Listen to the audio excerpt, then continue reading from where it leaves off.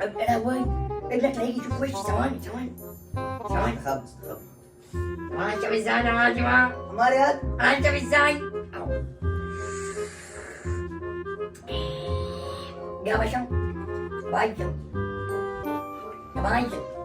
رد عليا يا بايجو.